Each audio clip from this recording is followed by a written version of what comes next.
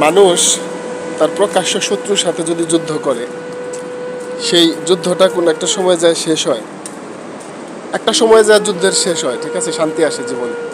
কিন্তু আমি হতভাগা এমন একটা সত্তার সাথে যুদ্ধ করি যে যুদ্ধটা আমার কোনোদিন মনে হয় শেষ হবে না। আজকে প্রায় 2টা বছর সেই সৌদি আরব ভ্রমণ থেকে শুরু করে আজকের এই দিন পর্যন্ত এখন আমি দুবাইতে আছি। তো এই যে একটা লম্বা সময় আমি যুদ্ধ করতেছি, এটা আমার যে মানে যুদ্ধের যে পরিকল্পনাটা সেটার সাথে মানে তুলনা করলে খুব সামান্য। কারণ আমার যুদ্ধটা অনেক লম্বা, আমি হয়তো যতদিন বেঁচে থাকবো এই যুদ্ধটা চলতে থাকবে।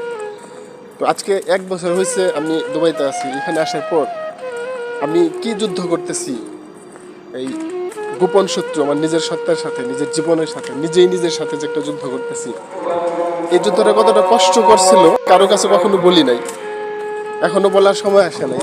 তবে একদিন সময় আসবে, আশা থাকি কোন একটা দিন আমি সবার সামনে প্রকাশ করবো যে আমি কি যুদ্ধ করছিলাম। সেই থেকে ফেরত আসার থেকে শুরু করে দুবাইতে এসে, দুবাইতে 1 বছর হয়ে গেছে আজকে, 14 মাস চলতেছে রানিং, 13 মাস শেষ হয়েছে, 14 রানিং হয়েছে আর কি।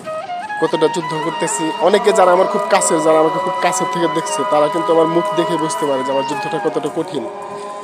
তো তারপরেও প্রকাশ করার অনেক কিছুই আছে, সময় আসবে একদিন, আশা করি, বিশ্বাস রাখি আর কি। সেই বিশ্বাসে প্রত্যেকটা দিন, প্রত্যেকটা মুহূর্ত, প্রত্যেকটা সেকেন্ড গুনতে থাকি। একদিন সব কিছু বলবো সবাইকে যে কী যুদ্ধ ছিল আমার। হয়তো আমার এই গল্পটা কারোর জন্য অনুপ্রেরণার হবে, অথবা কারোর জন্য হবে উপহাসের, জানি না, মহান সৃষ্টিকর্তা সব কিছু জানে। তবে আমার জন্য দোয়া করবেন সবাই।